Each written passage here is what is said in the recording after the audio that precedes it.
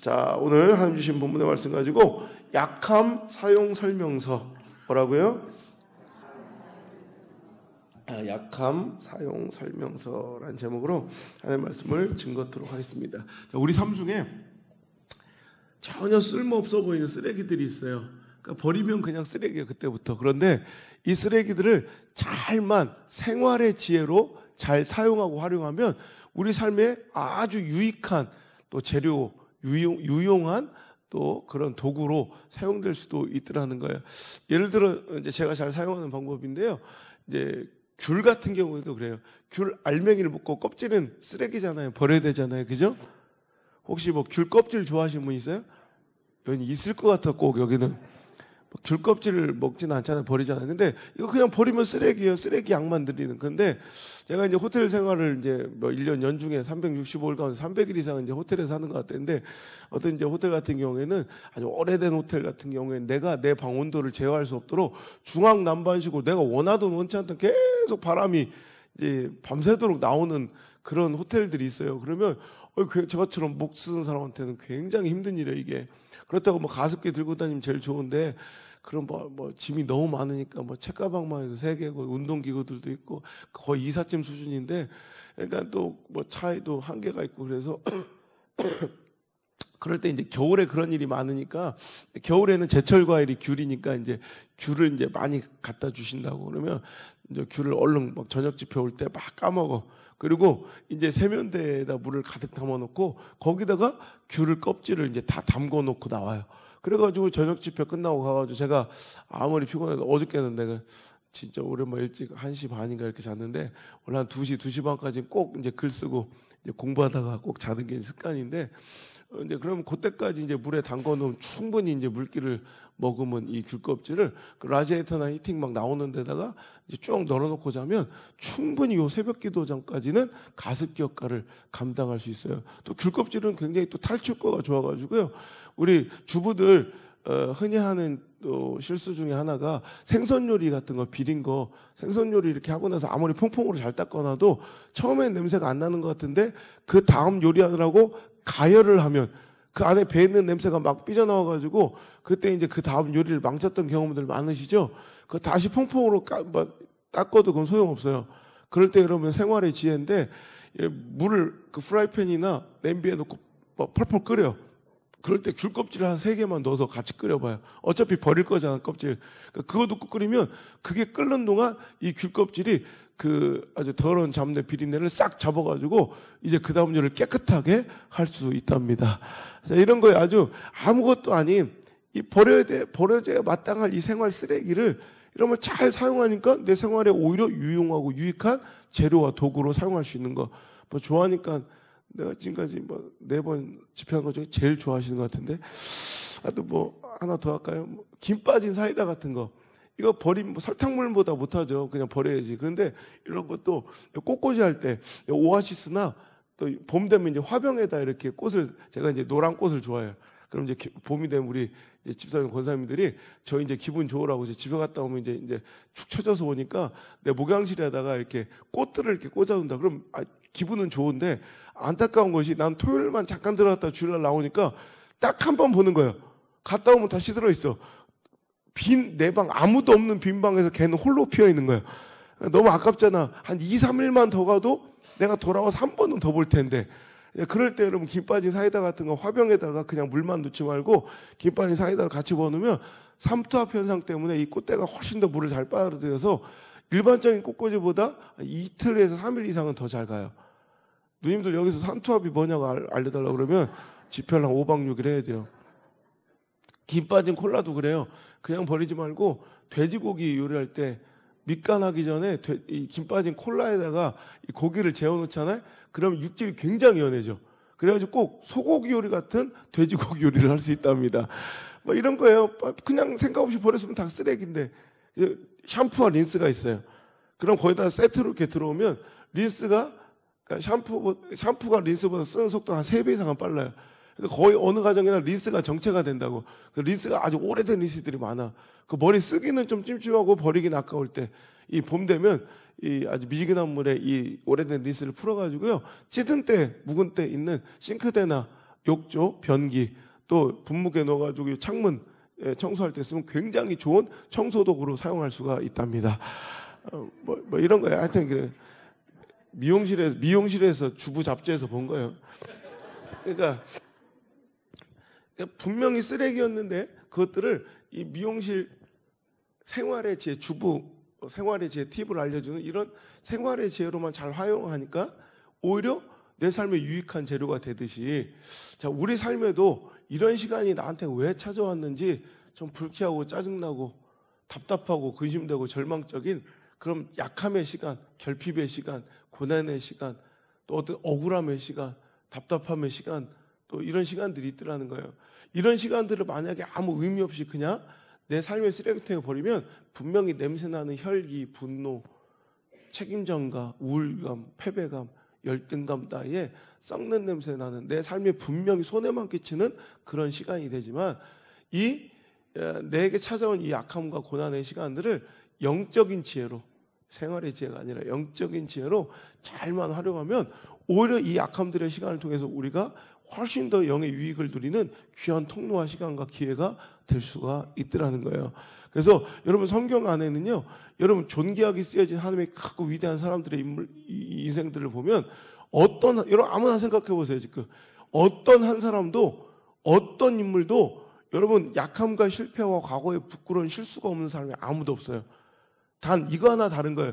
그 약함과 실패 때문에 하나님께 버려지고 등 돌리고 떠나간 사람들이 아니라 오히려 그 약함 때문에 하나님께 콱 붙들린 바 당하여, 하나님께 콱 붙잡힌 바 당하여 오히려 하나님께 더 존귀하게 사용된 사람들 이야기로 성경은 가득 차 있어요.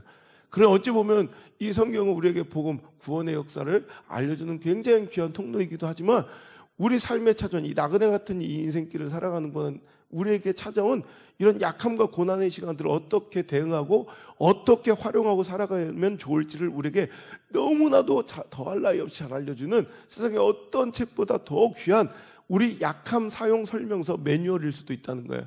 우리에게 약함이 찾아왔습니까? 약함 때문에 분노와 혈기, 열등감, 우울감, 패배감 따위에 여러분 이런 아주 우울과 절망의 그런 시간, 냄새나는 그런 썩는 내 삶에 이런 굉장히 손에 끼치는 시간으로 사용하지 마시고요, 오히려 영적으로 유익을 누리는 귀하고 복된 시간으로 잘 사용하시길 주님 축원합니다. 사도 바울이, 오늘 본문의 말씀에 나온 사도 바울이 가장 대표적인 사람이에요. 그에게는 치명적인 선교와 복음의 역사, 주예를 감당하기에는 치명적인 약함이 있었다는 거예요. 얼마나 그 고통이 심했는지 자기 스스로가 그 질병을 육체의 가시라고, 사탄의 사자라고 이름을 지어줬을 만큼, 우리 인생에도 그런 가시들이 있잖아요. 육체의 가시가 있는 사람들도 있고, 정신적 가시가 있는 사람도 있고, 관계의 가시가 있는 사람도 있고, 물질의 가시가 있는, 여러 가지 가시가 있잖아요. 그 가시들 때문에 우리는 이것들이 떠나가는 은혜를 달라고 이렇게 모여 기도하잖아요. 이런 가시가 없었으면 좋겠다고 기도하잖아요. 그죠? 우리 이걸 은혜라고 생각하니까. 그래서 그도 간절히 하나님께 이 은혜를 이 가시가 뽑히는, 이런 가시가 없어지는 은혜와 축복을 달라고 간절히 하나님께 기도했더니 응답이 왔어요. 하나님 응답을 해주셨어. 근데 응답이 내가 원하는 응답이 아니야. 난 이런 것들이 없어지는 것이 은혜라고 생각해. 오늘 뭔 일 있는 건 아니죠? 하루 저녁을 못 가. 오히려 이게 익숙하고 좋다, 자연스럽고. 하여튼 그래요. 여러분, 이 가시가 뽑히고 없어지는 은혜를 달라고 기도했더니 하나님께서 뭐라고 대답하세요? 내 은혜가 내게 족하도다. 뭔 얘기예요? 은혜는 선물이라는 얘기잖아요. 이미 네 은혜가 충분하다라는 거예요. 나는 이제부터 뭔가 이런 가시가 없어지는 은혜를, 선물을 달라 기도했더니, 야, 그 약함 그것도 내 선물이야 라는 거예요. 아니 어떻게 좋은 걸 주셔야 선물이지, 약함과 이런 육체의 가시와 고통이 무슨 선물입니까 하셨더니, 알고 보니까 내가 받은 계시가 너무나도, 그럼 이거 저 같은 사람이 그래요. 이 젊은 나이에 하나님께서 이렇게 많이 쓰시고 막 이러면 내가 뭐가 잘났냐. 내가 얼마 전에 이제 목사님들, 부흥사들 이렇게 나이는 젊지만 이렇게 부흥사들 이렇게 교육하는 이제 그런데 이제 교수로 이제 가끔씩 나가요. 그러면 가가지고 이제 꼴값 떨지 말자고. 나 부흥회를 싫어하니까, 저는 부흥회를 어떻게 하면 연결하려고 다니는 사람이 아니라 어떻게 하면 부흥회를 그만둘까. 내 세미나 가서 내 세미나 주제가 세미나 좀 그만 다니세요라고 세미나를 해요. 이런 거 돌아다닌다고 될 것도 아니에요. 내가 항상 그런 세미나를 하는 거, 붕해 함부로 하지 마세요. 막 이런, 이제 붕해도 아주 사건들도 많아요. 그래서 내가 막 그런 얘기하면서 이제 얘기하면서 내가 붕해를 별로 싫어하는 사람으로서 객관적으로 보게 되더라고요. 와 보니까 붕해란 이런 자리가, 붕사라는 이런, 저는 붕사라는 이름을 불리는 것도 별로 안 좋아해요. 그래서 저는 그냥 설교자라고 불러달라, 순회 설교자라고 불러달라고 그러는데, 이 붕사라는 이런 자리가 인간 말종되기가 아주 딱 좋은 자리예요. 왜냐면 모든 걸 내 중심으로 맞춰주고 모든 걸 막 또 환호해주고 막 이러니까 지가 뭔가 된양 착각하기가 딱 쉬워요. 난 아무것도 아니죠. 내가 얼마 전에 그랬어요. 여러분 그 6월절 나귀 등에 탄 예수님, 그죠? 그런 막 사람들이 막 옷을 깔아주고 막 그냥 나뭇잎을 흔들며 막 환호하자, 그 나귀 새끼 이게 웬일, 맨날 채찍밖에 없었던 난 거지 같은 내 인생인데 뭐 카펫을 막 깔아줘. 사람들이 막 그러니까 막 이 나귀 새끼가 흥분하는 거예요. 지가 뭐가 됐냐. 사람들이 나를 엄청 좋아하는구나. 나귀 새끼가 착각할 수도 있지 않겠어요? 그래서 지가 잘 이러면 예수님이 등에서 떨어지시는 거야. 그럼 그건 아무것도 아닌 거죠. 내가 대단한 게 아니라 내 등 뒤에 타신 예수님이 대단해서 환호하는 거지. 이거 잊지 말라고, 꼴값 떨지 말라고 내가 그런 얘기를 이렇게 한 적이 있어요. 이게 굉장히, 그러니까 어쩌다 이게 잘못되면 내가 뭐가 됐냐 착각하고 교만에 빠질 수도 있어요. 그러니까 사도 바울도 마찬가지예요. 내가 받은 계시가 너무나도 크므로 혹시 자만하고 자고 할까, 교만에 빠질까 봐 하나님께 육체의 가시를 주셔서 치명적인 약함을 주셔서 하나님께 늘 매달리고 하나님의 은혜를 구하지 않으면 하나님 떠나서는 살 수 없는 인간으로 하나님께서 붙들어 주시는 영적인 안전장치, 하나님을 떠나서는 살 수 없는 사역자로 그를 붙들어 주시는 가장 좋은 영적인 안전장치가 바로 그가 육체의 가시라고 부르는 고통이었다는 거예요. 여러분 어찌 보면 우리 삶에 찾아온 가시들은요, 오히려 우리 삶에 꼭 해가 되는 것이 아니라 이 가시들이 완전히 뽑히고 완전히 없어지는 게 은혜가 아니라 차라리 이 가시가 이 약함을 잘 누리는 것이 은혜예요. 실은 여러분 우리 인생에 만약에 어떤 아픔도 없었다 봐, 여러분 그 과거에 그 아픔, 그때 그 슬픔들이 없었고 그때는 내 인생 끝날 것 같은 그 진짜 어려움들, 그거 없었으면 우리가 지금 이 모양 이 모습으로 오늘 우리가 있을 수 있을까요? 이렇게 신실하게 주님 매달리고 붙들면 오늘 이 새벽에 이 자리에 나와서 기도하는 자로 오늘 우리가 살아갈 수 있을까요? 김경순 씨 나왔어? 경순 씨 안 나왔어? 어저께 그렇게 막 죽고 못 살 것처럼 그렇게 안 나왔고 말이지. 나를 놔줘야 말이죠. 우리 경순 씨 같은 경우도 그래요. 근데 어제 친해졌지만 옛날에 그 아픔이 엄청나게 아파 죽을 병에 걸려가지고 하나님 만나서 평생을 전도자로 살겠다고 이렇게 살아. 이런 거예요. 아픔 때문에 오히려, 연약함 때문에 오히려, 여러분 이 아픔에도 유익이 있는데 이 약함을 잘 사용해야 되는데, 약함은요 우리가 하나님을 만나는 기가 막힌 찬스고요. 하나님께 등 돌리고 살아갔던 사람이 하나님께로 회복되고 하나님과 멀어졌다는 하나님께 가까워지는 가장 좋은 기회가 바로 약함일 수도 있다는 거예요. 여러분 C.S. 루이스가 이제 신학교 강의하고 있는데 이제 한 젊은 신학생의 폐결이 얘기했다고 그래요. 아니 하나님이 그렇게 공명정대하고 의로우시다면 왜 이렇게 하나님의 사람들이 고통받고 이렇게 아픔을 당하게 됩니까? 그러자 C.S. 루이스가 그 친구를 바라보며 그랬대요. 아이고 여보게 젊은이, 안 그래도 이렇게 교만한데 우리에게 그 약함마저 고난마저 없었다면 우리 어떡할 뻔했는가. 참 여러분 공감되는 말씀 아니에요? 나만 그런가요? 여러분도 다르지 않을지 믿어요. 우리 만약에 우리 그 고난 실은 되게 아팠죠. 그 시간. 고난이 좋은 사람이 어디 있어? 가시가 좋은 사람이 어디 있어? 근데 그 가시마저, 그 고난마저 없었다면 우리가 지금 이 모습으로 살 수 있었을까요? 내가 봤을 때는 아니라고 봐요. 그 약함 때문에 우리가 이렇게 주님께 신실하게 정직하게 예배하며 주님 앞에 겸손해지지 않았습니까? 여러분 우리가 잘 나가고 형통하고 풍족할 때도 다 주님께 감사하며 주님께 매달릴 수 있으면 얼마나 좋아요. 근데 우리 인간은 그렇지 못해요. 조금만 잘 나가고 조금만 형통하고 조금만 풍족하면 우리는 언제 그랬냐도 하나님 등도 굴려버리고 오늘도 하나님 나 몰라라 하며 살아가는 그런 인간들이 너무너무 많다는 거예요. 그죠? 그러니까 차라리 이 고난을 통해, 그러니까 고개 빳빳하게 쳐들고 아주 도도하고 교만하게 하나님께서 받으시라는 종교 의식과 이 종교 생활을 하면서 올 교회를 들락거리는 자가 될 수도 있었는데, 우리에게 찾아온 그 약함과 고난 때문에 우리는 바짝 주님께 부복하고 엎드려 주님께서 받으신 시편 51편 17절의 말씀처럼 상한 심령의 예배, 여호와께서 구하신 제사는 상한 심령이라, 하나님께서 그렇게 자복고 탄식한 그런 자들을 멸시치 않는 분이에요.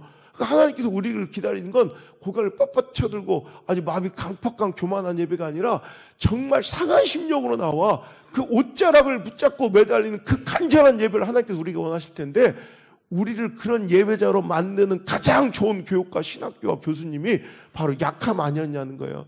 그 약함이 찾아올 때, 그 고난이 찾아올 때, 그 아픔이 찾아올 때 비로소 우리가 상한 심령이 되어 주님을 찬양하고 진심으로 주님을 예배하지 않았냐는 거예요.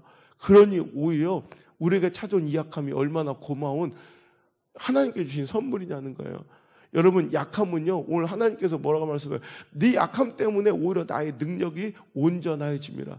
오히려 이 약함은 나의 입장에서 볼 땐 너무너무 비극적이고 아픈 것이지만, 오히려 내가 상상도, 내가 꿈꿀 수도, 내가 생각조차, 계획조차 예상치도 못했던 하나님의 놀라운 계획들이 완성되고, 하나님 나에게 주신, 우리 교회, 우리 가정에게 주시는 놀라운 축복들이 대부분 보면 그 고난 가운데, 여러분, 한국 교회도 여러분 일제강점기라는 이 선교 초기에 그 막 그냥 엄청난 핍박과 박해를 다 이겨내려 하니까 일제강점기가 들어와서 또 핍박당하고, 그거 다 이겨내려 하니까 또 6.25가 터져가지고 얼마나 많은 순교자가 나왔고 얼마나 많은 박해를 받았습니까?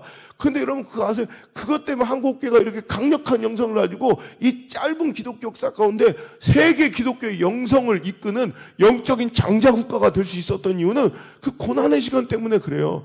그 약함의 시간 때문에 나는 상상할 수도 꿈꿀 수 없었던 하나님의 계획이 성취되는, 하나님의 능력이 그 약한 데서 완전해진다는 그 말씀이 저는 인생 되돌아보니 딱 맞는 것 같아. 여러분 안 그렇습니까? 여러분, 그 정말 약함은 우리가 하나님께로 돌아가고 하나님을 만나는 기회도 되지만, 약함은 하나님께서 나에게 세우신 내가 상상도 꿈도 꿀 수 없는 놀라운 축복들이 완성된, 요셉이 딱 그렇잖아요. 요셉 그 이해할 수 있겠어요? 그 약함과 아픔과 실패 현장들을 형들이 막 채색 옷을 갈기갈기 찢어버릴 때 그 이해가 되겠어요? 구덩이에 빠져서, 여러분 거기 물이 없었으니 다행이지, 그 물 있었으면 그 빠져 죽었어. 근데 위에서 막 회의를 하는 거예요. 웅성웅성 회 속에도 막 그 깜깜한데, 여러분 그 어린아이가 17살짜리가 얼마나 무섭겠어. 형들 왜 그래, 나 좀 살려줘. 위에서 회의를 하는데 회의 안건이 뭐예요? 저 새끼를 죽일까 말까. 이거 여러분 다른 것도 아니고 원수, 강도, 도적대들도 아니고 우리 형들이 내 머리 위에서 나를 죽일까 말까를 갑론을박하며 회의하고 있어. 여러분 같은 그 목소리 잊을 수 있을 것 같아요, 평생? 나는 못 잊어. 저 같은 극소심한 트리플 A형들은 그 목소리 죽을 때까지, 죽을 때까지 가슴에 새겨. 근데 또 끌어올려줘. 그래서 너무 형들 나 놀랐잖아. 뭐 몰래카메라야 뭐야. 그래도 형 꺼내주더니 갑자기 채색 옷을 막 찢더니 짐승처럼 묶어서 포박해서 노예로. 여러분, 노예는 어디 그냥 뭐 산업 역군으로 어디 뭐 중동에 뭐 팔려 이런 게 아니라, 두 발 달린 짐승이라는, 옛날 고대 문헌을 보니까 두 발 달린 짐승이라는 표현이 있더라고요. 노예는 두 발 달린 짐승이에요. 당시만 해도 주인의 생명권이 있어 죽여도 상관없는 거예요. 우리 나는 자연이다가 이제 닭 모가지 따도 상관없잖아요. 그것처럼 주인이 생명권을 갖고 있는, 우리가 뭐 이렇게 인권이 되게 대단한 것 같아도 이 인권, 노예 인권이 이게 뭐 이렇게 확립되고 이런 것들이 지금 이렇게 한 200년이에요. 여자들이 지금 대단해 보이고 뭐 와서 이렇게 다 인권이 형성 너무 높아져서 너무 인권이 이게 여러분 미국이 어마어마한 거 같아도 지금 100년 됐어요. 100년. 미국이 1920년인가 참정권, 여자 참정권이 보장될 때 비로소 여자를 한 인격체로 봐주는 거예요. 그 전에 인간도 아니었다고. 좋은 시절 사는 거예요, 누님들. 그렇잖아요. 옛날 겸상도 안 했잖아, 우리. 옛날에 그러니까 성경에 보면 사람 숫자 셀 때 여자들을 안 세잖아. 오병이어도 여자는 안 쉬어. 그러니까 여기도 지금 몇 명 왔습니까? 그러니까 한 명이요. 이제 여기 인간도 아닌 거예요. 여기는 얘들 여기 2명 있네 여기. 이 정도로 여러분 뭐 끼케야 제일 먼저 여성의 인권을 보장한 데가 끼케야 뉴질랜드인가? 1860년인가? 막 그 정도 될 거예요. 미국이 1920년, 우리나라 1948년, 최근래 여성의 참정권을 보장. 2015년 사우디 엊그제까지도 여자를 인간으로 안 봤다고. 막 이 정도에. 그리고 노예는요 200년밖에 얼마 전에 상품처럼 차곡차곡 쌓아가지고 선적해서 최대한 많이 한 번에 효율적으로 나르게 해서 그 선 밑에 선칸에다가 화물처럼 사람을 이렇게 포개가지고 싼 거예요. 그 죽으면 할 수 없고 이런 거예요. 그래서 옛날에 기록에 보니까 그 아프리카에서 막 노예 잡아가지고 영국이나 뉴욕으로 이렇게 가서 팔을 때, 미국으로 갈 때 가보면 그 선실로 이제 도착할 때쯤에 돼가지고 이렇게 들어가 보면 촛불이 등불이 꺼졌대요. 산소가 부족해서. 노예들을 꽉 싸우니까 똥도 그냥 묶인 채로 이렇게 누운 채로 굴비처럼 거기서 싸우고. 그러니까 거의 20%는 다 죽는 거야. 그래도 그게 효율적이니까. 그렇게 이런 상황이 노예가 이런 거야. 근데 그 부잣집 도련님 채색 옷 입고 이렇게 색동 옷 입고 애주쟁도 이렇게 살았던 그 도련님이 갑자기 두 발 단 짐승으로 그것도 정신 차리고 이집트야. 말도 안 통해. 생각해 형님. 만약에 정신 차려 인신매매를 당했어. 노비로 끌려가 딱 정신 차려보니까 신안의 새우잡이어서요. 그럼 말은 통할 거 아니야. 그래도 김치라도 얻어먹을 거 아니야. 근데 끌려갔더니 정신 차리고 보르네오 고무농장이요. 얼마나 답답. 이 말도 안 통해 이거. 얼마나 힘들었겠어요. 형님 뭐 이상하게 잘 어울려. 거기서 잘 적응할 것 같아. 이상하게 뭐 잘 어울려. 하여튼 이런 거. 이거 말도 안 돼. 그러니까 요셉은 생각했겠지. 그래도 내가 여기서 말 잘 배우고 문화도 잘 배우고 어느 주님에 팔려가든지 열심히 성실하게 이래가지고 내가 인정받으면 아버지 죽기 전에 휴가를 받아 아버지 얼굴이라도 보겠지. 이게 지 생각 아니었겠어요? 열심히 하나님께 형통함을 주셔서 진짜 그런 일들이 가까워져.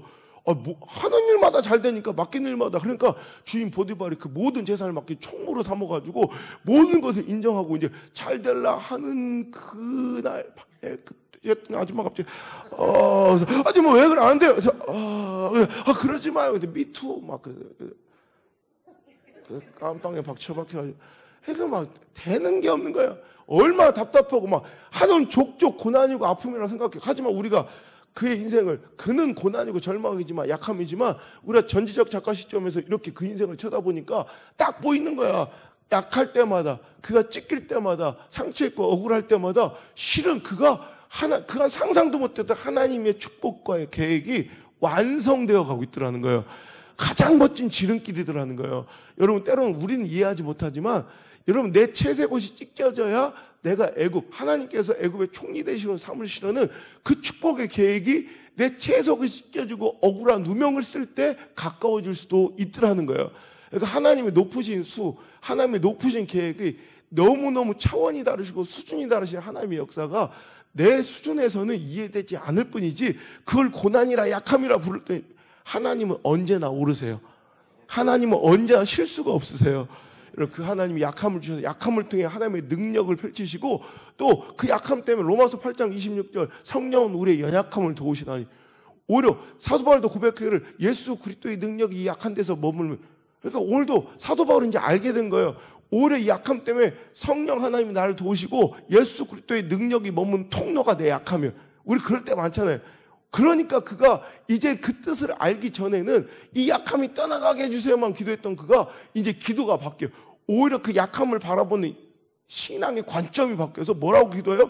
이제는 도리어 이 약한 것들에 대해 기뻐하고 더 나아가 자랑하기 시작해요. 여러분 오늘도 이 말씀을 듣기 전과 이후에 여러분의 인생관이, 여러분 축복관이, 물질관이, 성공관이, 교육관이 다 바뀌어지길 원합니다. 꽃길만 걸어가는 형통함이 축복이 아니라 오히려 약함이 잘 나에게 누려지는 축복, 하나님께서 주신 약함을 잘 사용하는 축복을 달라고 기도하시길 바랍니다. 그래서 약함 때문에 우리 영성이 깊어지고 그 믿음의 확신이 있어. 오늘도 내가 사관심령으로 주님께 진정으로 예배해서 주님께 더 가까워지는, 또 내가 상상도 못한 하나님의 능력과 축복의 계획들이 약함을 통해서 잘 완성되고 이루어지기를 하나님께 기도하는 지혜로운 영적 분별력 있는 아름다운 대안의 모든 가족들이 되시기를 주의 이름으로 축복합니다. 그죠? 네, 그래. 제가 가끔씩 그래요. 차라리 약함이, 차라리 결핍과 가난이 오히려 나한테 축복이구나 이런 생각이 드는 게, 저는 이제 수술 때문에 후유증이 자주 온다고. 갑자기 하고 쓰러져요. 지금 근데 그러니까 내가 8년 전에 하나님께서 불러서 이렇게 외부로 막 돌리시려 할 때 내가 제일 두렵고 힘들었던 게 이 수술 후유증이에요. 어떤 데 지금은 이제 많이 좋아졌는데 결혼 초기만 해도 밥 먹다가도 하도 그냥 퍽 쓰러지는 거예요. 또 이렇게 내가 화장실 들어가는데 욕탕에 샤워하다가 안 나오면 집사람 와보면 내가 양치하다 그냥 이대로 푹 쓰러져 못 움직여요. 짧게 끝나면 몇 분인데 어떤 20시간도 가요. 너무 아파서 막. 그리고 엄마가 손목이 다 나갔어요, 인대가. 그럼 어떻게 해줄 게 없대요, 의사 선생님도. 막 그럼 너무 아파. 그러면 엄마가 그냥 아들이 막 고통스러워하니까 이제 그 조금이라도 이제 그 아픔을 더하게 해주려고 발을 하도 이렇게 주물러서 엄마 여기 인대가 다 나갈 정도로. 그러니까 이게 계속 그때부터 나한테 육체에 까셔 이게. 그러니까 난 이게 너무 그래서 저는 항상 집에도 내 전용 화장실이 따로 있고 여러분 이해가 안 되겠지만 하루에도 저는 대변을 한 10번도 넘게 봐요. 계속 그렇게 해야지. 그러니까 제가 이게 편안한 사람 아니면 이게 교제를 잘 못하는 것도 솔직히 내가 이런 이유가 되게 커요. 사람들한테 얘기 안 하는데 밥 먹고도 뭐 빨리 들어가야 되는 게 언제 또 배가 막 아플지 모르니까 그런 아픔이 있어요.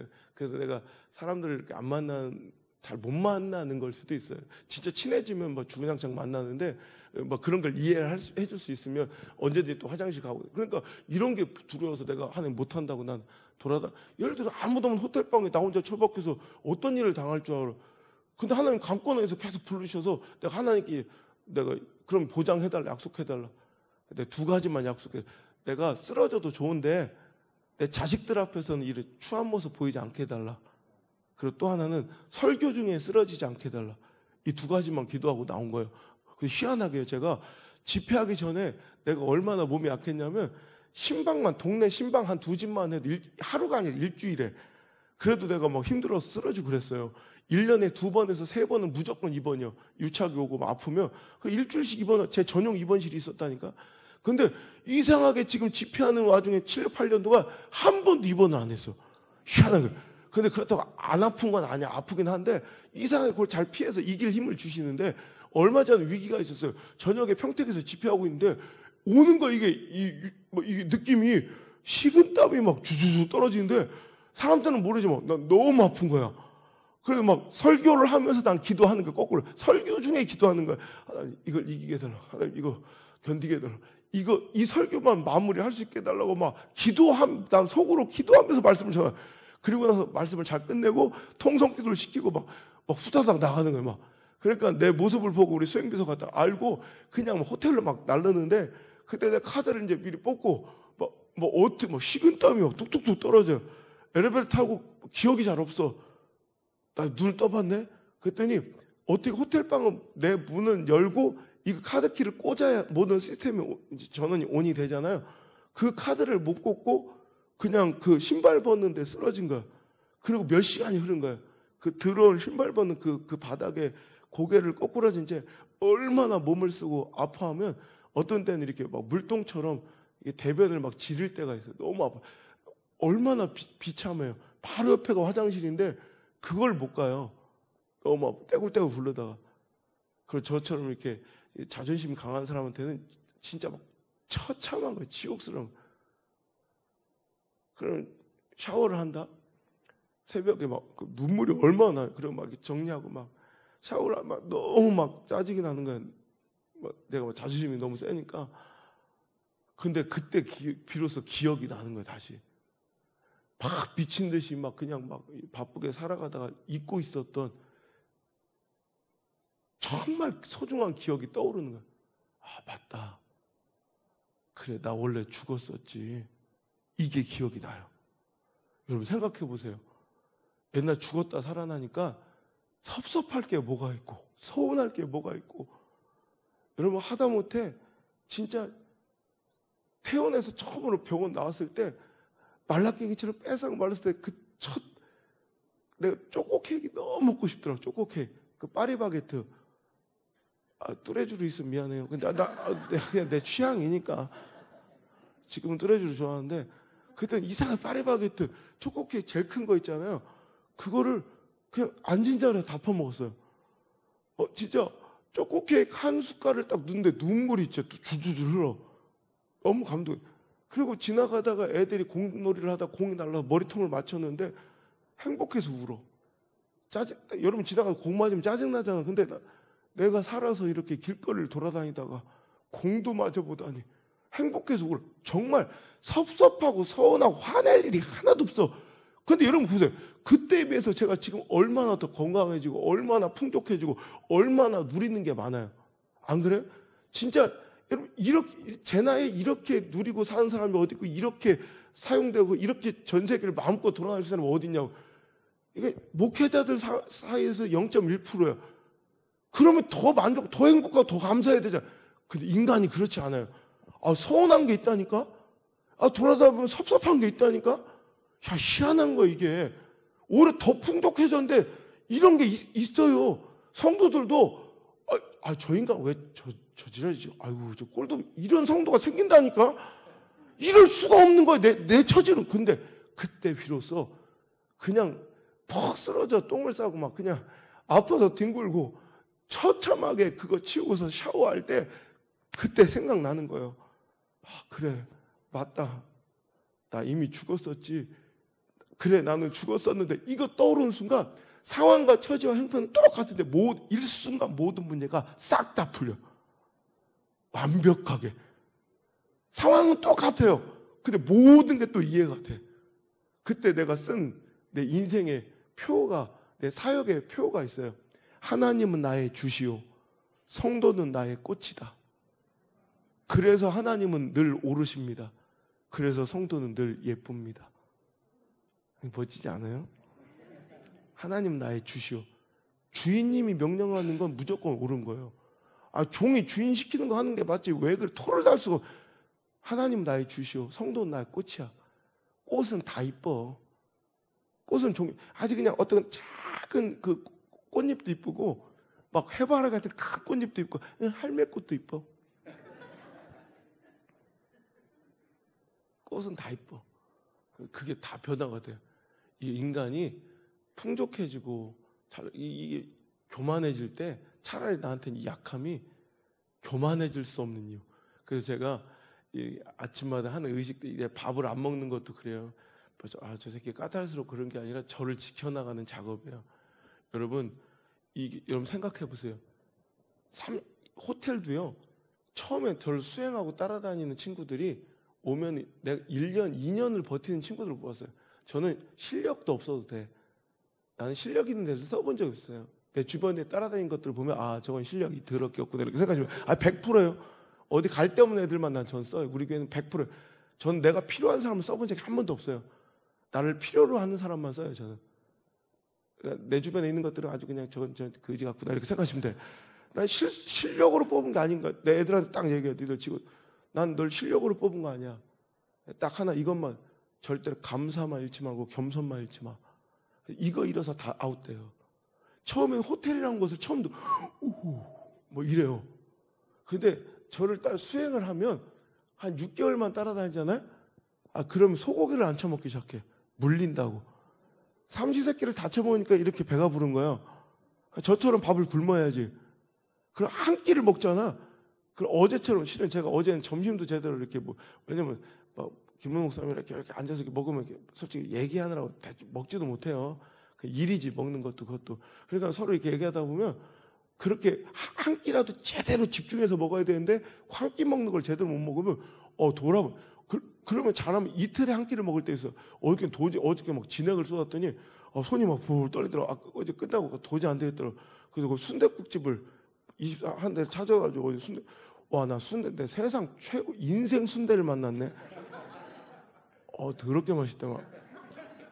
진짜 어떨 때 반찬도 없이 근데 진짜 이틀 만에 처음 밥 숟갈 떠서 이렇게 입에 넣으면 밥이 달어. 그러니까 저를 지키는 거예요. 늘 감사하려. 하도 좋은 것들을 계속 먹었잖아요. 그럼 이거 감사도 몰라. 그러니까 저는 하루에 한 끼만 먹으면서 이 대접을 받을 때 너무 막 눈물이 나게 행복하고 감사하게 저를 지키는 작업이 2개. 이게 밥을 한 끼만 먹는 거. 그 3일 집회하면 이렇게 한 교회에서 거의 한 끼만 대접을 받아요. 다른 분강사들은 3일 집회하면 한 6끼를 대접을 받아요. 그것도 일이요. 3일 동안 딱 한 번 대접 받아요. 그것도 그냥 가장 그냥 근처에서 가장 간단하게 먹을 수 있는 거, 저는 그러니까 교회에 아직도 이렇게 뭔가를 폐를 끼치는 게 이게 좀 미안해요. 막 이렇게 막 소고기집도, 저는 그래서 고기도 못 먹는다고 뻥치고, 회도 못 먹는다고 거짓말 시켜요. 회 되게 좋아해요. 근데 혹시라도 만에 하나 아다리가 걸릴까봐 나는 매일 360일 진행되는 집회, 나는 매일 똑같은 일상일 수도 있지만 한 교회는 역사가 바뀔 수 있는, 어떤 교회는 2년, 3년 전부터 예약을 해서 기다린 집회예요. 금식을 하면서 기다린 집회예요. 어떤 인생은 이번 집회 때 살고 죽을 수도 있는 말씀이에요. 근데 내가 내 육신을 잘못 다스려서 내가 내 입맛 좋은 거 찾아 먹다가 혹시나 만에 하나 이게 내가 말씀을 제대로 못 전할까봐 회를 안 먹는 거예요. 참는 거예요. 그리고 내가 이제 아파도 될 때 있죠. 쓰러져도 될 때, 여유 있을 때 우리 집에 가서 먹어요. 참았다가. 그러니까 이게 까탈스러운 게 아니라 저는 집회만을 위해, 말씀만을 위해서 살아요. 아무것도 안 해요. 아무것도. 그러니까 이렇게, 그러면서도 새벽에 내가 일어나야 될 시간에 알람이, 원래 깨야 될 시간 있잖아요. 그 시간보다 20분 전에 알람이 또 있어요. 2개가. 그 시간은 뭐냐면 딱 일어나서 무조건 무릎을 딱 인간 말종되지 않으려고, 하나님 저는 벌어집니다. 하나님 저는 쓰레기입니다. 하나님 저는 티끌입니다. 주님 떠나가시면 저는 아무것도 아닙니다. 주님 저를 버리지 말아주세요. 이걸 100번을 외치, 아침마다 100번을. 하나님 저 버리지 말아주세요. 그리고 1000번째를 제가 하는 게 딱 제 기도 제목 딱 하나예요. 뭐 큰 대형교회도 아니고 죽는 날까지 진짜 설교하게 해주세요. 이게 제 유일한 기도 제목이에요. 뭐 자격세 기도 잘 되고 뭐 이런 것도 없고, 나는 진짜 마지막까지 설교자가 되게 해달라고. 이거 굉장히 중요한 기도인데, 무슨 라디오처럼 앵무새처럼 영혼도 없이 이렇게 짓거리는 사람 많아. 난 진짜 설교하고 싶다고, 마지막 입술까지도 그렇게 사용해달라고 이렇게 기도하는 걸로 아침을 열어요. 이렇게 조심하는데도 교만해질 때가 있는데, 차라리 나에게 찾아온 약함들로 오늘 모든 것이 회복되고 리셋돼서 오늘도 하나님께 쓰임받을 수 있니 얼마나 감사하냐는 거예요. 여러분, 특별히 이 약함은 우리에게 가장 큰 유익이, 우리의 영성을, 우리의 인생관을 완전히, 우리의 인생에 이게 모든, 여러분, 이 패러다임을 뒤집을 수 있는 영적 개혁과 혁명의 시간으로서 절호의 찬스예요. 여러분, 우리가 배부르고 등 땄을 때는 영적 혁명과 개혁을 절대 이룰 수가 없어요. 여러분, 혁명과 개혁의 선봉에서는 혁명의 기치를 들고 일어나는 개혁 세력들은 거의 대부분 뭐 아니면 도인 인생이에요. 이렇게 사느니 죽더라도 한번 해보자. 이래서 세상을 전복시켜 뒤집는 거지. 여러분, 등 따숩고 배부른 대감님들이 나가서 혁명하는 거 봤어요? 여러분들 조상님들 중에 혁명의 기치를 앞세우고 막 뭐 혁명이나 이런 개혁의 앞장을 쓰신 분이 혹시 계시다면, 저는 잘 모르겠지만 여러분 조상님들 혹시 그런 분이 계시다면 그분 조남이 덕파리, 돌쇠, 언년이, 사머리를 강세, 굉장히 농후해요. 그런 분들이 앞장서는 거예요. 그러니까 이제 정치학에서 독재 정권이 장기화를 위해서 가장 먼저 회유하거나 제압해버려야 될 제일 우선 대상이 누구냐면 똑똑한 엘리트 집단, 젊은 똑똑한 엘리트, 그러니까 청춘 피 끓는 젊은 애들 중에 똑똑한 애들 중에 가난한 집단들, 불만은 많은데 똑똑한 젊은 애들, 이런 애들을 빨리 회유해서 내 편을 삼거나 아니면 완벽하게 제압해버리지 않으면 이 독재 정권의 장기화가 이루어지지 않아. 그래서 무조건 제일 먼저 치는 집단이 젊고 똑똑한 가난한, 니들은 오래 살겠다.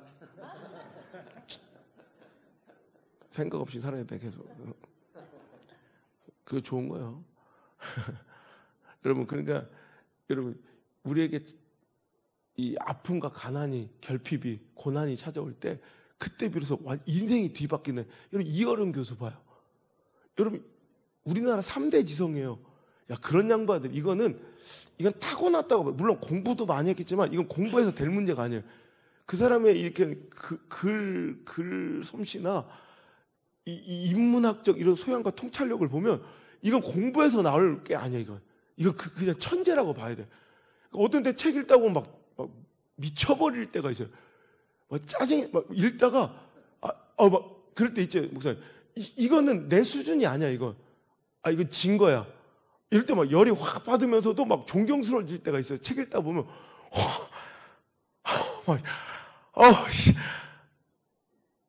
전혀 공감을 못하네. 난 여러분이 그래서 귀엽고 좋아요. 하여튼 그런 게 있어요, 막.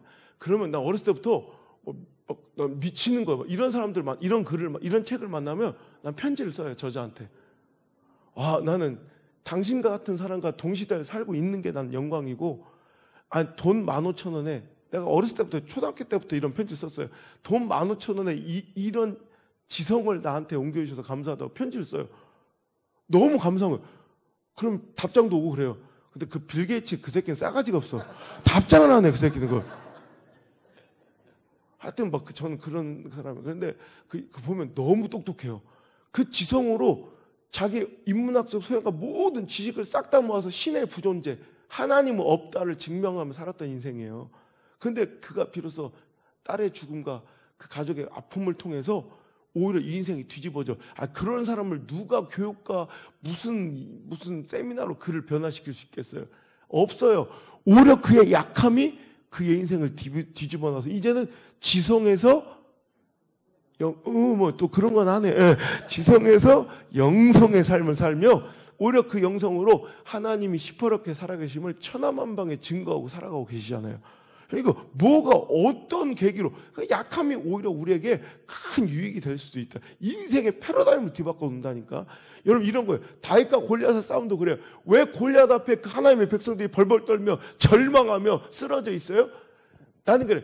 이스라엘 백성들의 패인은 뭐냐면, 절망의 원인은 뭐냐면 골리앗과 같은 패러다임으로, 골리앗의 패러다임으로 싸우려니까 안 되는 거야.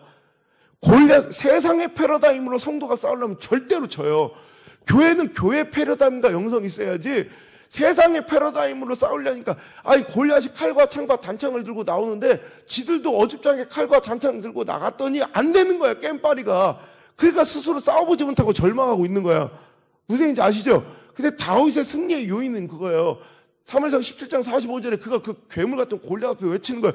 너는 칼과 창과 단창으로 내게 나오거니와 나는 만군의 여호와 이름 곧 네가 모욕한 이스라엘 군대의 이름을 하나님의 이름으로 내게 나오노라. 올 여호와께서 너를 내 손에 넘기시니 내가 네 목을 메고 블레셋 군대의 시절 땅에 짐승과 공중에 새들에게 주어 온통으로 이스라엘 하나님이 계신 줄 알겠고, 전쟁은 여호와께 속한 것이 여호와의 권하지며 칼과 창이 있지 않으면 불이게 알겠으라.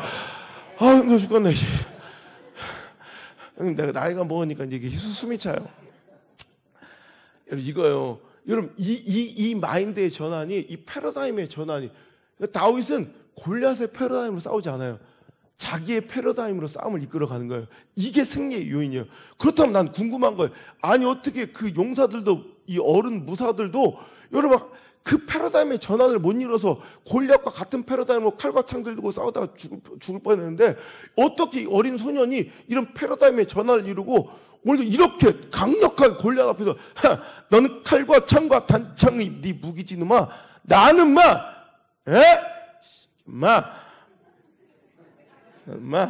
남천동 이 새끼야. 여러분 나는 무기가 뭐야? 하나님의 이름이 무기다 이 새끼야. 전쟁은 여호와께, 하나님께 속한 것이지 여호와의 구원하심이 그따위 칼과 창이 있지 않아. 이렇게 여러분 고백하고 당당히 외칠 수 있었던 이유, 패러다임의 전환을 이룰 수 있었던 이유가 뭔지 알아요? 다윗은 어차피 칼이 없어. 그러니까 그러는 거예요. 어차피 칼이 없는 사람들은 나는 칼로 안 싸울 거야. 나는 우리 자녀한테 빌딩 안 물려줘. 믿음을 물려주고 이런다 다. 오히려 이게 축복일 수도 있어요. 우리한테 가장 무서운 게 뭐냐면 어줍잖게 칼이 있는 거야. 어줍잖게 단창이 있는 거야. 그러니까 진짜 제가 집회 가보면 기적이 가장 많이 일어나고 부흥이 확 100% 되는 교회들은 거의 20명 안짝에 10명 이런데, 거긴 100% 내 집회 100% 돼요. 거의 죽느냐 사느냐요. 근데 제일 어려운 데가 요 정도 수준이요.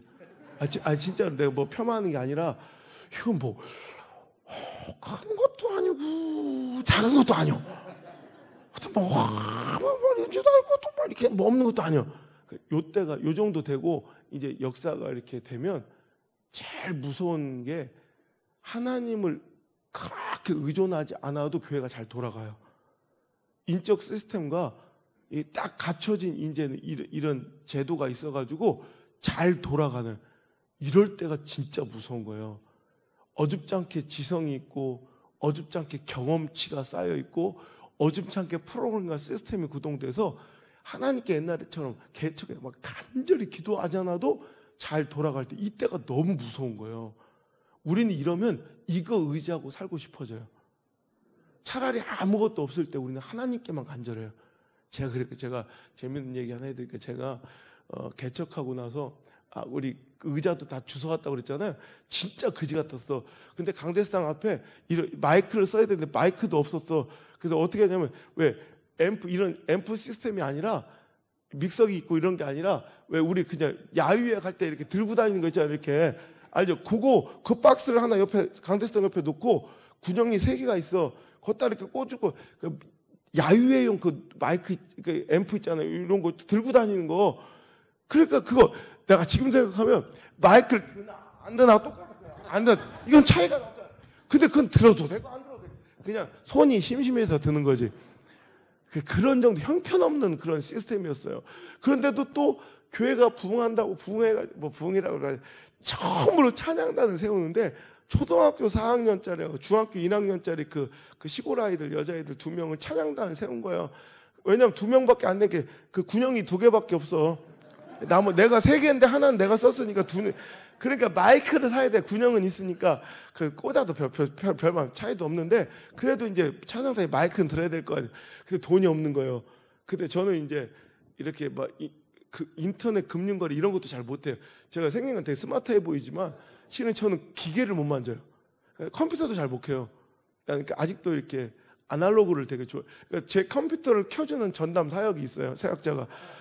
난 아무것도 못해요. 근데 핸드폰도, 그러니까 우리 사역자 그래. 목사님 근데 어째 이렇게 왜 최신형만 사시냐. 솔직히 어차피 문자밖에 안 보시면서 나 진짜 아무 기능을 한 번도 사용해 본 적 없어.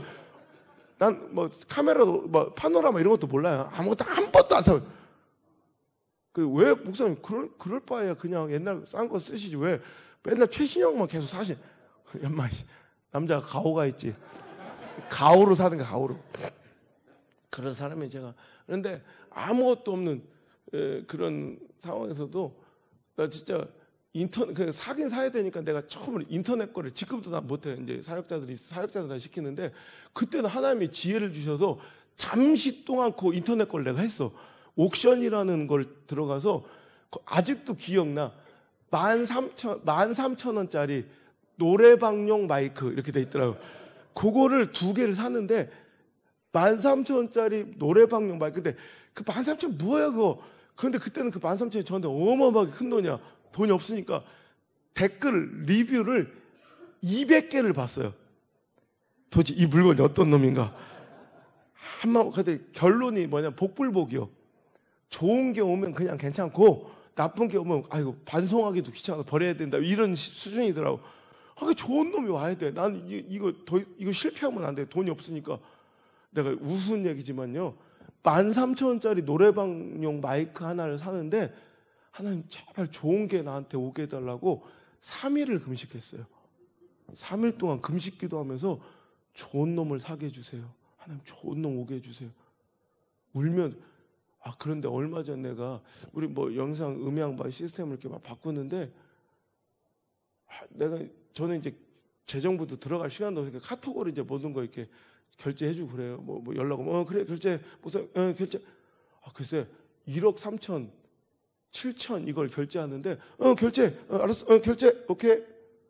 눈알 하나 깜빡하지 않고 1억 3천 7천만 원 이런 걸 결제를 시키는 거야. 내가 오늘 딱 집회하다가 갑자기 나한테 소스라치게 놀랐어요. 야, 이 새끼 봐라 이거.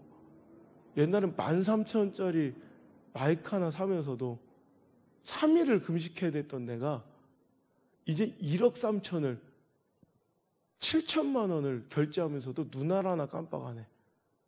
하나님께 기도 한 번 안 해. 이게 무섭더라고. 그래서 제가 모든 일정 다 취소해버리고, 전 아직도 내가 처음 등짐져서 개척한 그 교회 건물 지금 고신측에 매각했는데, 거기를 아직도 가요. 얼마 전에도 찾아갔어. 가끔씩 초심을 잃을 때마다 거기 가가지고 그냥 엉엉 울면서 기도하다 그 교회 가서 내가 초심을 잃지 말아야지. 거기 가면 내가 옆에 뭐 의자 달래다 찍혔던 흉터도 내가 다 알아. 하도 애착이 가가지고. 그리고 나올 때 오히려 돈 되는 걸 싸갖고 나오잖아. 근데 이상하게 저는 첫 달 무슨 시집 보내는 느낌이 들어.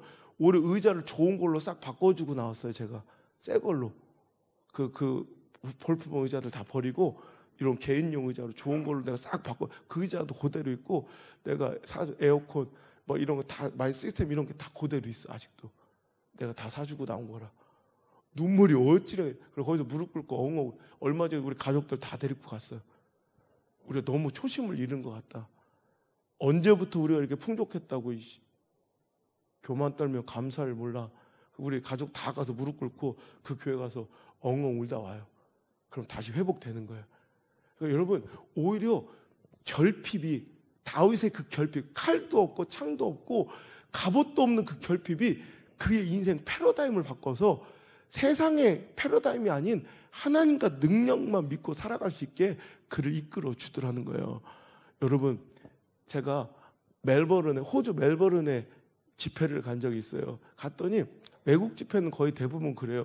저는 이제 한 번에 가면 막 비행기값 아깝다고 미국 집회 가면 어떤 목사님들 2개, 3개 막 집회하는데 저는 딱 하나만 해요. 그냥 딱 한 번 갈 때 딱 한 개만 딱 집회하고 나머지 이렇게 쉬다 이렇게 오는데 가면 3, 4일 집회하면 나머지 3일이나 뭐 미국 같은 경우 일주일 정도를 이렇게 여행 코스를 딱 잡아놓거든요, 항상. 근데 멜버른에서는 가보다 보니까 3일 집회하고 나머지 3일은 이렇게 여행 코스를 딱 잡아놓고 보면 4시간만 가면 그레이트 오션 로드라고 세계에서 가장 자동차 광고를 많이 찍는 가장 아름다운 도로가 있어요. 거기 가면 12사도방이라고 너무 장관에 가면 막 눈물이 터지는 그런.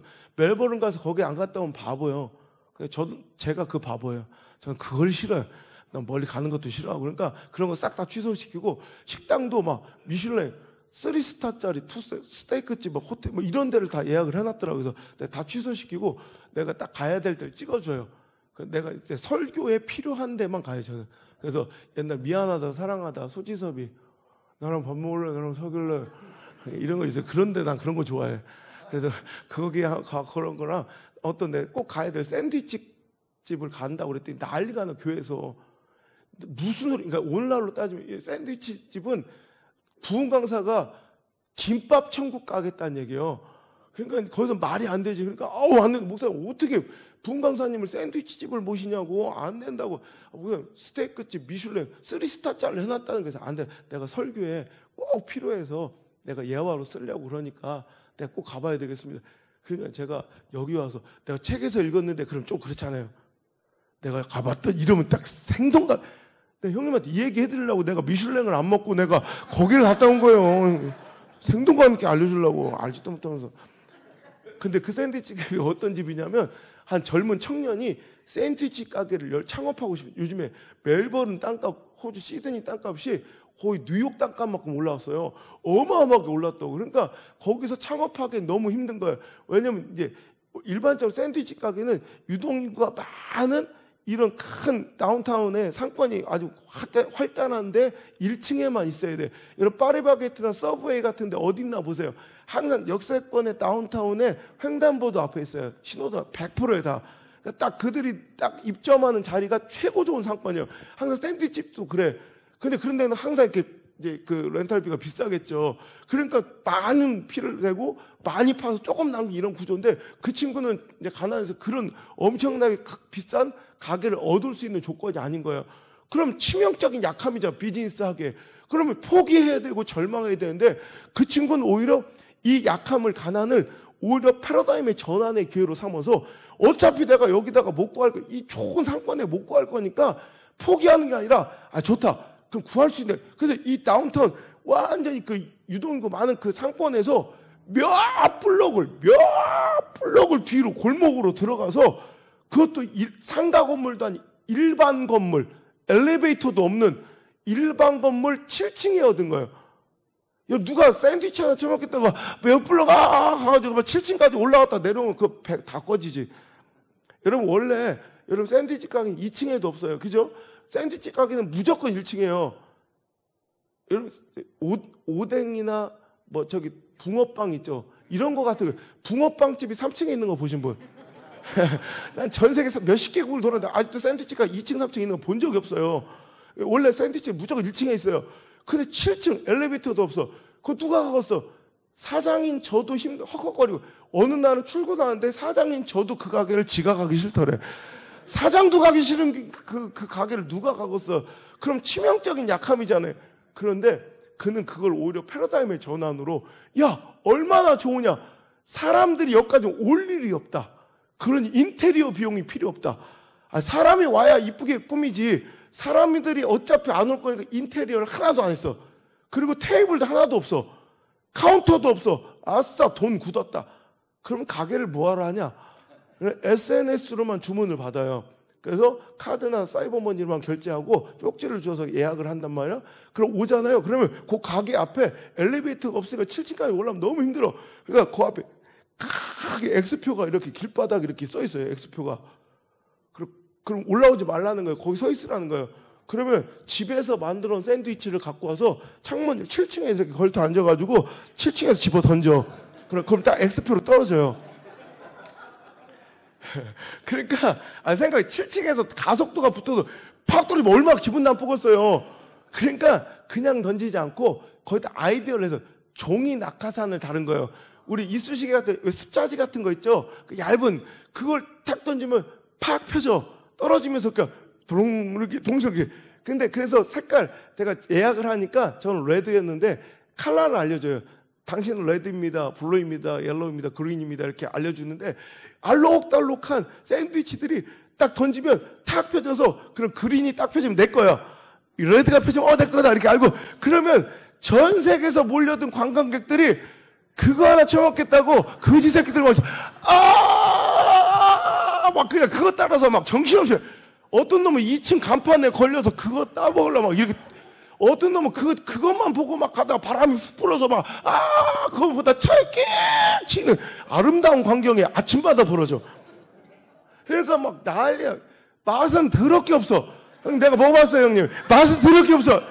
근데 맛은 없는데 그게 재미가 있는 거야. 그것 때문에 유명세를 타고 전 세계에서 몰려와요. 그리고 지금 부자가 걷다가 지금 전 세계 유명 도시에 이 브랜치가 생겼죠. 체인점을 막 내. 일반적으로 브랜치가 생기면 지점이 생기면 레시피를 공유하잖아. 그 서브웨이는 똑같잖아 맛이. 형 서브웨이 알아? 몰라 괜찮아요. 청구한 지장 없어. 하여튼 그냥 빈대떡이나 먹어야 하여튼. 근데 서브웨이 가면 스위스 가나 네덜란드 가나 미국 똑같아요 맛이. 근데 거기는 레시피도 없어. 그냥 네 엄마가 만드는 식으로 만들어라 이거. 맛이 다 달라. 그런데 딱 하나 이 낙하산의 아이디어만 파는 거야. 그래서 하나 딱 펴질 때마다 로열티를 받아서 가만히 앉아가지고 지금 재벌이 됐다니까. 여러분 이거예요. 그의 약함이 오히려 패러다임의 전환을 이뤄서 평범한 샌드위치 가게에서 그냥 돈 뭐 한 달에 뭐 끼케 1, 200 벌 사람을 재벌로 만드는 이 비즈니스의 패러다임을 뒤바꿔 놓는 역사적 기회가 됐다는 거예요. 여러분 우리가 찾아온 고난과 아픔도 그래요. 가만히 평탄하게 살아갈 때 뒤집을 수 없는 우리 신앙관, 인생관, 영적인 혁명과 개혁들을 그때 이룰 수 있으니 약함을 만나셨습니까? 뒤집어지시길 바라요. 영적 개혁과 혁명을 이뤄서 뜨겁게 불타오시길 주름으로 축원합니다. 끝. 하나만 더 할까? 여기는 이상한 매력이 있어. 진짜 이상하게 막 더해주고 싶은 아직 되게 영성이 되게 좋아요. 이런 교회 만나면 신나. 나 여기서 5분만 더 하면 난 이 교회 못 다니겠다. 자, 손 들어. 나 이 새끼 막, 너 5분만 더 해라. 나 이 새끼, 다 절대로. 지금 손 드신 거예요? 왜 하필 그때 왜 코를 이렇게 만져요? 깜짝 놀랐잖아. 그럼 할게. 5분만 더 할게. 내가. 끝내도 되는데 하나만 더 해주고 싶어서. 여러분, 향수 좋아하셔요? 향수? 향수요. 대중적인 향수 있잖아요. 우리가 일반적으로 쓰는 향수들. 예?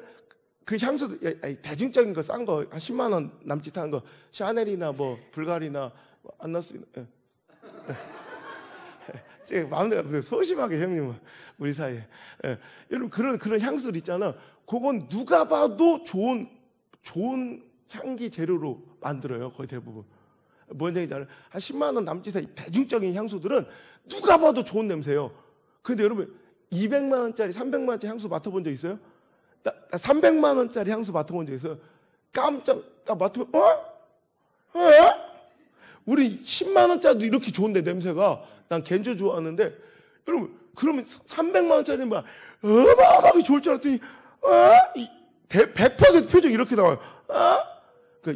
내가 심리학자들, 그런데, 진짜 우리가 중독성, 인간이 가장 좋아하는 냄새는 달콤한 냄새를 뛰어넘어 나중에 이렇게 꼬리꼬리한 뭐 이렇게 겨드랑이 암내 같은 거 이런 거 있잖아요. 페로몬, 이게 인간에게 가장 중독성 강한 냄새래요.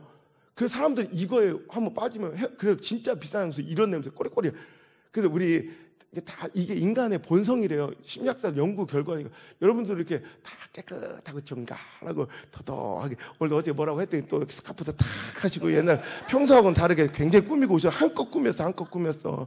그런데 이렇게 막 도도하게 탁 이렇게 계시지만 아무도 없을 때 혼자서 텔레비 볼 때 거기 혼자서 아무도 없을 때 아유 하다가 막 이렇게 저 사람 참 꼭 이렇게 맡아보지, 냄새. 나만 그런 줄 알았어. 근데 그게 그렇지 않다는 거. 이게 사람은 희한해. 꼭 안 맡아도 될 건데 이렇게 한번 냄새 맡아. 이러지. 너도 그러지. 발가락 이렇게 쑤셨다 그렇게. 이렇게 맡아보잖아. 안 맡아도 되는데 꼭 더러운 냄새를 꼭 맡아, 애들은. 근데 그게 인간의 본성이래요. 그게 인간에게 가장 끌리는 냄새래. 그래서 비싼 향수들 그래요. 여러분, 그 향수 만드는 재료 중에 가장 비싼 재료, 향수 만드는 재료 중에 가장 비싼 재료가 뭔지 알아요? 여러분, 용연향이란 재료예요. 그게 침향, 사향도 되게 비싼데 그거보다 훨씬 더 비싸요. 용연향은 이 바다의 고래 중에 이 향유고래에서 나오는 분비물인데 향유고래는 말 그대로 기름이 많아. 그래서 옛날 산업혁명 이전에는 향유고래 기름 잡으면 배를 갈라. 거기서 기름을 뽑아내서 이 웬만한 유럽 거래 가로등을 그 기름으로 다 뗐다고. 근데 냄새가 배 가르면 숙련된 어부들도 토론할 정도로 어마어마하게 냄새가 막 어마어마하게 독해요. 막 진짜. 그런데 지금도 그 향고래가 잡히면 바다에 로또라고 불려요. 혹시라도 그 내장 안에 용연향이 있을까봐. 용연향은 여러분 그 향고래가 먹고 산 주식인 대왕 오징어 있죠. 대왕 오징어가 주식인데 큰 오징어를 먹고 사니까 한 번에 그걸 삼키다 보면 그 뼈다귀 있잖아요. 뼈다귀. 플라스틱 같은 거 투명한 거. 그게 이렇게 자주 찔린대요. 이렇게 내장에. 소화기관에 자꾸 찔려서 상처가 나면 그게 이제 소화기 계통에 위염, 위통, 염증이 생기는 거예요. 그럼 우리는 어떻게 해요? 겔포스 먹으면 되지. 또 한독약품, 알마게를 먹든지 알아서 해요. 그냥 나는 겔포스 먹겠다 이거요. 근데 고래가 그 겔포스를 어디 가서 사 먹을 거예요? 또 사 먹는다 하더라도 몇 드럼을 먹어요, 몇 드럼. 그러니까 걔는 겔포스를 스스로 자체 생산하는 거예요. 염증이 생기잖아요, 이 계통. 그러면 그 상처와 아픔을 견뎌내기 위해서 진액을 쏟는데요. 막 진액을. 그러면 그 진액이 나와서 그 상처를 덮는 거예요, 이렇게. 겔포스처럼. 겔포스가 코팅해 주는 거잖아요. 그럼 그게 딱지가 점점 커져. 점점. 그럼 그 커진 딱지가 나중에는 너무 커지면 뚝 떨어져, 내장에서. 아물고, 상처가. 그럼 그것이 똥으로 싸든가 아니면 토해내요. 처음엔 냄새가 어마어마하게 역한데 그것이 바다 위로 오랫동안 떠다니며 햇빛과 산소에 노출되다 보면 역한 냄새가 많이 날라오고 그래도 꿀꿀해요, 냄새가. 근데 그것이 덩어리로 발견돼, 해안가에서 자주. 그럼 그것이 바다의 로또야. 얼마나 비싸냐. 얼마 전에 뉴스에 나오대. 저기 미국인 하나가 지 애완견하고 같이 산책하다 그 개가 뭘 물어온 거. 그거 한 덩어리 주워가 7천만 원 벌었어. 7천만 원 아침에.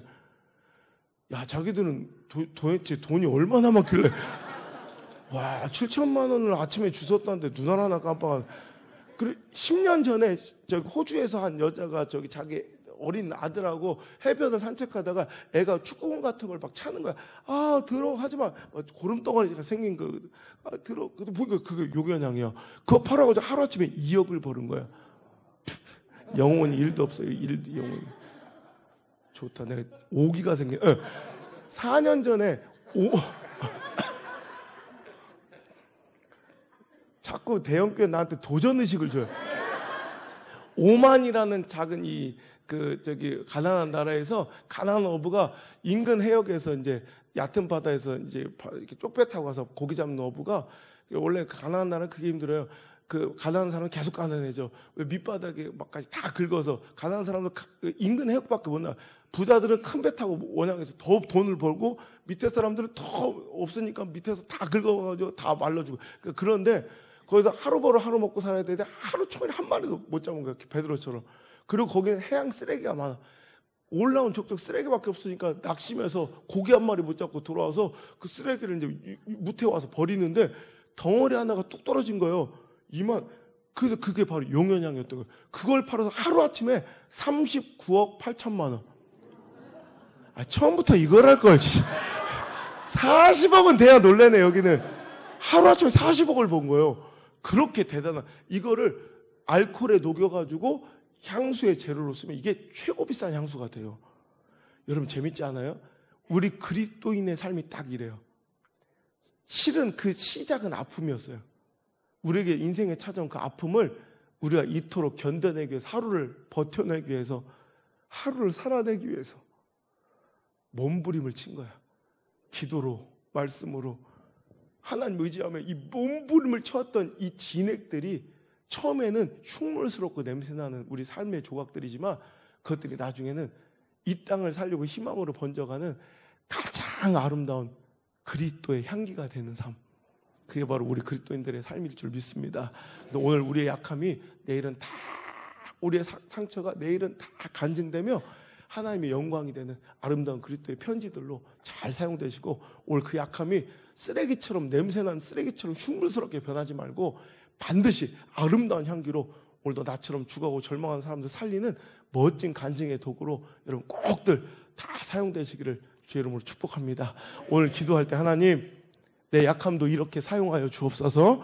하나님, 약할 때 강함되는 아름다운 역사를 나도 경험하게 도와 주옵소서.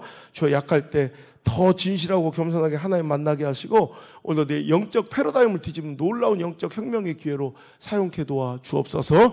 오늘도 육의 눈이 감길 때 오늘도 불안하고 두렵고 걱정되고 염려됐던 모든 육적인 시선 싹 다 떠나가고 영의 눈이 활짝 열려 약함 중에 역사하시는 하나님의 능력의 완전하심이 오늘도 약함 가운데 임하시는 그리스도의 능력이 보여지길 원하며, 그 약함 때문에 오히려 도리어 기뻐하고 자랑하는 멋진 대언의 가족들 되길 주의 이름으로 축원합니다. 오늘도 이 기도 간절히 주께 올려드리고 돌아가시길 바랍니다. 다 같이 주의 이름을 부르며 기도합시다. 주여, 주여.